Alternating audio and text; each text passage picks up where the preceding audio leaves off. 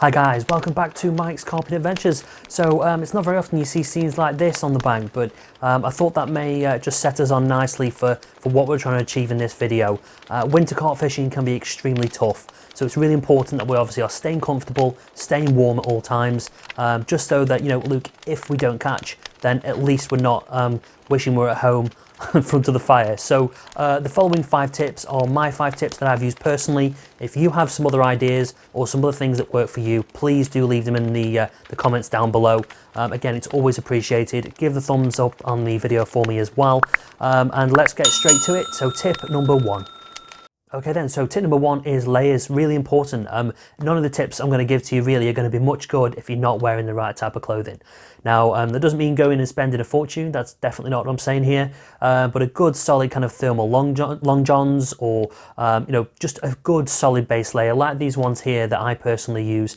Again, they're not there for fashion, but this acts as a base layer throughout your entire body, top and bottom, and then you want to build up from there. So the middle layer, if you like, is more like a fleece jacket or a sweater, something that's just there, as I said, is to add a little bit more warmth. And then your outer layer is your last layer, and that tends to be just about keeping you dry when, not quite naturally, we're going to get snow, we're going to get rain, so you need to be dry. So simply your normal fishing jacket should suffice for that one, and that's going to set us up very nicely to keep us warm in pretty much the harshest of conditions. Okay, and tip number 2 is food, and as you can see here, we've got a lovely little omelette. So something like this, it's very, very simple, it's very quick to make, but you need to make sure that your body temperature is staying up at all times. Now, the only way to do that is to fuel your body with the right food.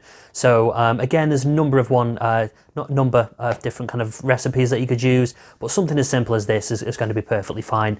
Now, importantly as well, make sure you get some nice cups of tea or coffee down you as well before you go to sleep. And I personally like to have a chocolate bar or something which is, to be quite frank, not good for me, but something that's high calories or high sugar content, because again, the body's going to work overtime to try and burn off those calories and effectively burn off that food. So again, it's going to help you to maintain that body temperature. So that's tip number 2, and let's go to tip number 3. Okay then guys, and tip number 3 is sleeping bag / blanket. Now, sleeping bags, again, really important, but I would stress that you don't want to go for anything less than a 4-season sleeping bag. A 4-season bag normally will go down to like a -5 temperature, apparently. Now, I've never gone into temperatures which are -5, but either way, the one I put on the screen here, this is the one that I've used. I've used it for a couple of winters now, and it's very comfortable, very warm. I have not been cold once, and it cost me, I think it was about 25-30 quid. Like everything, I'll put the link in below just in case you want to take a look at it. But importantly, 4-season bag or above is great. Why not double that up with a duvet? Again, it's just an extra layer for those extra cold nights. But don't feel that you need to go for a Carp branded bag as well. Absolutely not essential. Just look for something that's a good quality TOG rating or /season 4-season bag. So nice and simple, and let's go to tip number 4. Okay, and tip number 4 is Bivy Insulation. A lot of people don't think about this one, and in fairness, neither did I till probably 12 months or so ago. Now, if you haven't got an overwrap, or even if you have or haven't got a ground sheet, this one I think will definitely add some value to you. So the easiest way to do this, you can go 2 ways. You can get a roll of this particular foam, as you can see here. It also comes in squared bits as well. Really lightweight, very, very convenient. It's not going to be a problem. All the stuff that we all carry around for something of great value for me is this. It's a no-brainer. Now, again, I'll put a link down below for you, but you can get this from pretty much anywhere.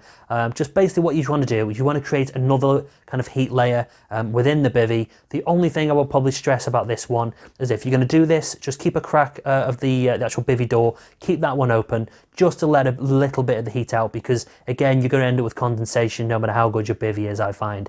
So it's a really good one. Just keep that open there.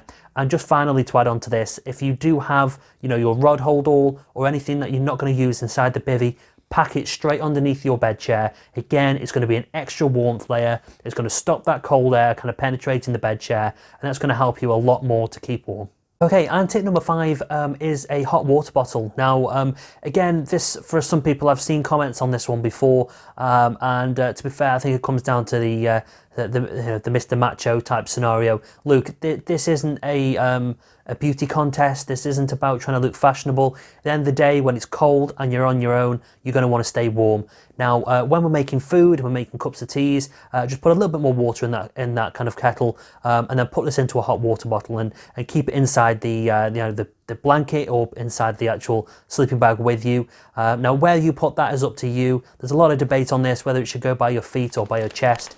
I haven't really noticed too much difference whichever way I've gone around, but what I would try is I personally like to keep it around my chest, but again, experiment, use it like that. Again, it's a very cheap way of trying to stay warm, and if you're making cups of teas and cups of coffees, it's a bit of a no-brainer. Again, you know, you can just use the water from that. So that's pretty much it for today's video, guys. So thank you ever so much for everyone who stayed through to the end of this video. Again, I hope you found these of use. I appreciate they're not going to work for everybody, and you know, you're not all going to agree with me, and you're going to have your own, which, you know, honestly, it's not a bad thing. It's a good thing. Everyone has got their own opinions on things like this. So guys, please, again, leave the comments down below. Give me a thumbs up. Hit that subscribe button if you haven't already. I've got a lot more videos coming. Now, obviously COVID is managing to kind of scupper a lot of my plans, but I will be trying to get you a couple more videos before the end of this year. So thank you again, take care, I'll see you soon.